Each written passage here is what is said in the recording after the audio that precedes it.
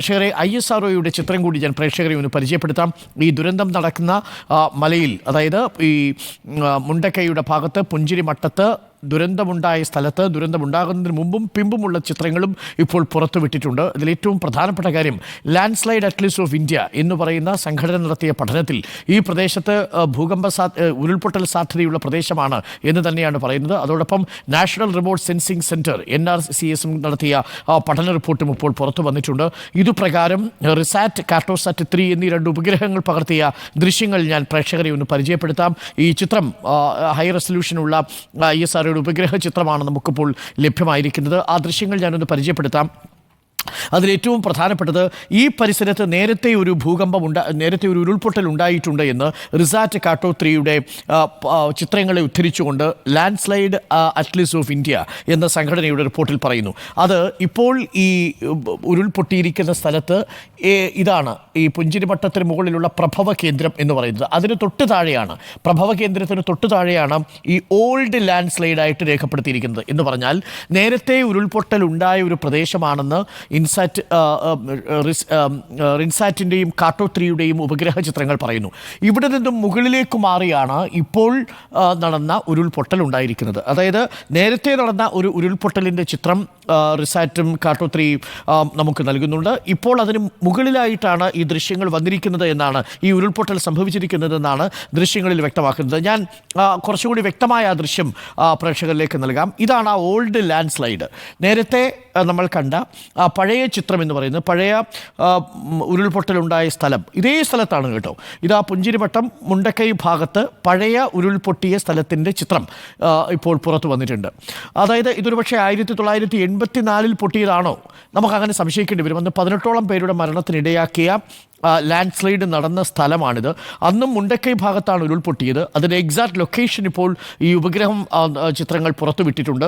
റിൻസാറ്റ്, കാട്ടോ 3 എന്നീ 2 സാറ്റലൈറ്റുകളിലെ ഇമേജ് ഉപയോഗിച്ചുകൊണ്ടുള്ള ലാൻഡ് സ്ലൈഡ് അറ്റ്ലസ് ഓഫ് ഇന്ത്യയുടെ പഠനത്തിൽ പറയുന്നത് ഈ പഴയ ഉരുൾപൊട്ടൽ നടന്ന സ്ഥലത്തിന് മുകളിലായിട്ടാണ് പുതിയ ഉരുൾപൊട്ടൽ നടന്നിരിക്കുന്നത്. നമ്മൾ ആ സ്ഥലം ഇപ്പോൾ ഞാൻ പ്രേക്ഷകരെ കാണിക്കാം. ഇതാണ് crown of the new land slide എന്ന് പറയുന്നത്. അതിൻ്റെ ഒരു കിരീടം പോലെയാണ് ഇരിക്കുക.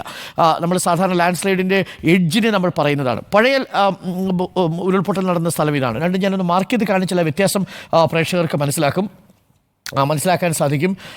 നിലവിലിപ്പോൾ ലഭ്യമായിരിക്കുന്നത് പ്രകാരം മുകൾ ഭാഗത്തു നിന്ന് ഏകദേശം താഴേക്ക് നമ്മൾ സഞ്ചരിച്ചാൽ ഒരു 2-3 കിലോമീറ്റർ താഴെയായിട്ടായിരിക്കും പഴയ ഉരുൾപൊട്ടലുണ്ടായത്. ആ പഴയ ഉരുൾപൊട്ടലുണ്ടായതിൻ്റെ മുകളിൽ ഒരു 2-3 കിലോമീറ്റർ മാറിയാണ് crown of the new land slide ഉണ്ടായിരിക്കുന്നത്. എന്ന് പറഞ്ഞാൽ ഈ പ്രദേശം ഒരു ഉരുൾപൊട്ടൽ സാധ്യതാ പ്രദേശം തന്നെയാണ് എന്നുള്ളത് നിശ്ചയമായും നമുക്ക് പറയാം. മാത്രമല്ല ഇത് സമുദ്രനിരപ്പിൽ നിന്ന് ഏകദേശം 1550 അടി ഉയരത്തിലാണ്.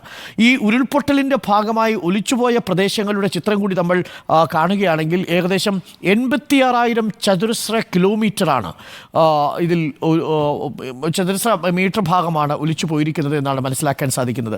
അതായത് ഈ ലാൻഡ് സ്ലൈഡ് നടന്ന ഭാഗം മുകളിൽ മുതൽ താഴെ വരെ നമ്മൾ എടുക്കുകയാണെങ്കിൽ 8 കിലോമീറ്ററോളം പുഴയിലേക്ക് ഇതിൻ്റെ അവശിഷ്ടങ്ങൾ പോയതിൻ്റെ ചിത്രവും ഇപ്പോൾ റിൻസാറ്റിൻ്റെയും കാർട്ടോസാറ്റിൻ്റെയും 3 ഉപഗ്രഹത്തിൻ്റെയും ചിത്രങ്ങളിൽ നിന്ന് മനസ്സിലാക്കും. നേരത്തെ ഉരുൾപൊട്ടിയ സ്ഥലം ഇത്. നേരത്തെ ഉരുൾപൊട്ടിയ സ്ഥലത്ത് നിന്ന് മുകൾ ഭാഗത്തായിട്ടാണ് പുതിയ ഉരുൾപൊട്ടലിൻ്റെ ക്രൗൺ ആയി രേഖപ്പെടുത്തിയിരിക്കുന്നത് റിൻസാറ്റ്, കാട്ടോ 3 സാറ്റ് ഉപകരണങ്ങൾ. എന്ന് പറഞ്ഞാൽ ഇതൊരു ഉരുൾപൊട്ടൽ സാധ്യതയുള്ള സ്ഥലമാണ്. നേരത്തെയുള്ള ചിത്രങ്ങളും ഇപ്പോഴുള്ള ചിത്രങ്ങളും വളരെ വ്യക്തമായി നമ്മളോട് പറയുന്നതും അതുതന്നെയാണ്. ഇത് പഴയ ഉരുൾപൊട്ടലുണ്ടായ സ്ഥലം പുഞ്ചിരിമട്ടത്ത് മുണ്ടക്കൈ ഭാഗത്ത് 1984 18 പേരുടെ മരണത്തിനിടയാക്കി. ഇത് അതിനു മുകളിലേക്കുള്ള ഭാഗമാണ്. ഏകദേശം 76 ഡിഗ്രി അക്ഷാംശത്തിൽ കിടക്കുന്ന 11 ഡിഗ്രി രേഖാംശത്തിലും കിടക്കുന്ന പ്രദേശമാണ് ഇത് എന്നാണ് മനസ്സിലാക്കുന്നത്. ആ പ്രദേശത്ത് നിന്നുള്ള ഉപഗ്രഹ ചിത്രങ്ങൾ കൂടി ഇപ്പോൾ ലഭ്യമായിട്ടുണ്ട്. ഈ പ്രദേശം ഒരു ഉരുൾപൊട്ടൽ സാധ്യതാ പ്രദേശം തന്നെയാണെന്ന കാര്യത്തിൽ തർക്കമില്ല. പക്ഷേ അന്ന് വാണിംഗ് ഉണ്ടായിരുന്നില്ല. ഇതാണ് പ്രേക്ഷകർ കാണുന്നത്. നമ്മളിപ്പോൾ നേരത്തെ സൂചിപ്പിച്ച ഏറ്റവും ഒടുവിൽ ഉരുൾപൊട്ടിയിരിക്കുന്ന സ്ഥലത്തിൻ്റെ ഏറ്റവും ടോപ്പ് മോസ്റ്റ് പൊസിഷനാണ് കാണുന്നത്. ഇതിന് തൊട്ട് താഴെയാണ് വർഷങ്ങൾക്ക് മുമ്പ് ഒരു ഉരുൾപൊട്ടൽ ഉണ്ടായത്. അതായത് 1984 ഉരുൾപൊട്ടലുണ്ടായ സ്ഥലത്ത് നിന്നും കുറച്ചകലെ മാത്രം മാറിയാണ് ഇതിൻ്റെ ക്രൗൺ എന്നാണ്. അതായത് ഈ ഉരുൾപൊട്ടലിൻ്റെ തലപ്പ് കിടക്കുന്നത്, തുമ്പ് കിടക്കുന്നത് എന്നാണ് റിൻസാറ്റ്, കാട്ടോ 3 സാറ്റലൈറ്റ്, ISRO സാറ്റലൈറ്റ് ചിത്രങ്ങൾ നമ്മളോട് പറയുന്നത് എന്നാണ് ഇപ്പോൾ നമ്മൾ മനസ്സിലാക്കുന്നത്. എന്ന് വെച്ചാൽ ഇതൊരു ഉരുൾപൊട്ടൽ സാധ്യതയുള്ള പ്രദേശം ഇനിയും സാധ്യതയുണ്ട്. ഇതിനോട് ചേർന്ന് കിടക്കുന്ന മറ്റൊരു പ്രദേശമുണ്ട്. ആ പ്രദേശത്തിൻ്റെ പേര് പുത്തുമല എന്നാണ്. ആ പുത്തുമലയിലാണ് 2019 ദുരന്തമുണ്ടാവുന്നത്. അപ്പോൾ ഈ പ്രദേശങ്ങളെല്ലാം തന്നെ ലാൻഡ് സ്ലൈഡ് പൊട്ടൻഷ്യലായ സാധ്യതകളാണ്, അഥവാ ലാൻഡ് സ്ലൈഡ് വൾണറബിൾ ഏരിയാസ് ആണ് എന്ന കാര്യത്തിൽ യാതൊരു സംശയവുമില്ല. ഈ ഉപഗ്രഹ ചിത്രങ്ങൾ നമ്മൾ ഡീകോഡ് ചെയ്യുമ്പോഴും മനസ്സിലാക്കുന്നത് അതുമാത്രമാണ്. അതുകൊണ്ട് ഈ പ്രദേശം ഒട്ടും സേഫല്ല എന്ന് തന്നെ നമുക്ക് കൃത്യമായി തന്നെ പറയേണ്ടതുണ്ട്.